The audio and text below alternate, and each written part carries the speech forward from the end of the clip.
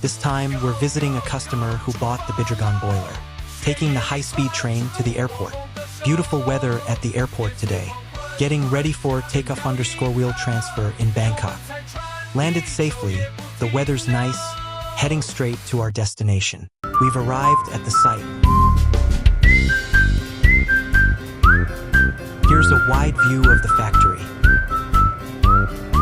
This is the water film dust collector.